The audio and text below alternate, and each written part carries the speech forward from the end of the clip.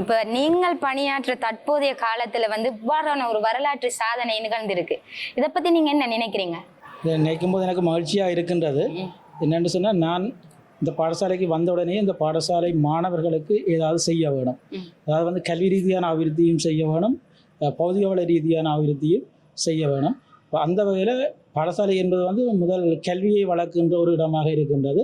கல்வியோடு சேர்ந்து ஒழுக்கத்தையும் வளர்க்கின்ற ஒரு இடமாகத்தான் பாடசாலை கட்டாயம் திகழ வேண்டும்.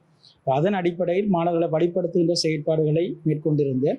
அதில் முதலாவதாக 2023ஆம் ஆண்டு தரமஞ்சு புலமை பரிசில் பரீட்சையில் 8 மாணவர்கள் முதல் தடவையாக சித்தியடைந்திருந்தார்கள். இது இந்த பாடசாலை வரலாற்று இது ஒரு முதலாவது வரலாற்று சாதனை. கூடுதலாக இங்கே 6 மாணவர்கள் தான் வரலாற்றிலேயே சித்தியடைந்திருந்தார்கள். 2023ஆம் ஆண்டு தரமஞ்சு புலமை பரிசில் பரீட்சையில் 8 மாணவர்கள் சித்தியடைந்திருந்தார்கள். அது முதலாவது வரலாற்று சாதனை. அடுத்தது காப்போத்தா சாதனர் பரீட்சையிலும் ஒரு வரலாற்று சாதனையை நான் நிலைநாட்ட வேணும் என்று சொல்லி ஒரு ஆர்வமாக இருந்தேன். அதன் அடிப்படையில் இப்போ 2 ஓயல் எடுத்து போய்விட்டார்கள். இப்போ இந்த ஓயலை நான் ஒவ்வொரு பேட்சுக்கும் சொல்லி கொண்டிருக்கிறேன். இங்கே 8A இருக்குது, 7A இருக்குது, ஆனால் 9A இல்லை, 8AB மட்டும் இருந்தது. 2022ஆம் ஆண்டு ஓயலில் 8AB 3 பிள்ளைகள் எடுத்திருந்தார்கள்.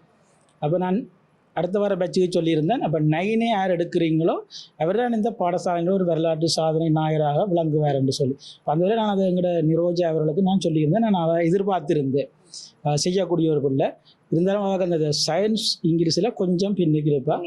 அப்போ நான் அது சம்மந்தமாக அடிக்கடி அவளோட காய்ச்சி சொல்லுவேன். ஏதாவது அவங்களுக்கு உதவிகள் வேணுமெண்டா செய்ய. ஆனால் அவள் ஒரு குணம் இருக்குன்னு சொன்னால் டியூஷனுக்கு போக மாட்டாள். டியூஷனுக்கு போக மாட்டேன்.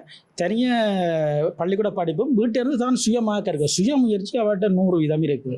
அப்போ அதன் மூலமாக தான் படிச்சோம். அப்போ இங்கிலீஷுக்கும் சயின்ஸுக்கும் கடைசி நேரத்தில் கடைசி நேரத்தில் ஒரு மாதம் 2 மாதம் முதல் தான் பிரத்தியமாக பக்கத்தில் உள்ள ஆக்கிட்ட கேட்டு படிச்சிருக்கிறார். இப்போ தன்னை சுயமுயற்சியிலேயே படித்து ஒரு 9A பெற்றிருக்கிறான்னு சொன்னால் ஒரு பெரிய விஷயம். இன்றைக்கு எத்தனையோ பிள்ளைகள் 2 டியூஷன் போய் வீட்டுக்காரர் பர்சனல் கிளாஸ் எல்லாம் பிரத்திய வகுப்பெல்லாம் கொடுத்து தான் அந்த பிள்ளைகள் சில 9A எடுக்கிறேன், சில பேர் எடுக்காமலும் போயிடும். அந்த நேரத்தில் பெற்றோருடைய அர்ப்பணிப்பான ஊக்குவிப்பின் காரணமாக இந்த பிள்ளை பாடசாலையை நம்பி இங்கே படித்து தன்னுடைய சுய ஊக்கத்தாலே இன்றைக்கு 9A பெற்று எங்களோட பாடசாலைக்கு பெருமிதம் எடுத்தாங்க. இந்த வெற்றி எனக்கான வெற்றி இல்லை, இது இந்த பிள்ளைக்குரிய வெற்றியும் இந்த பாடசாலைக்குரிய வெற்றியும்.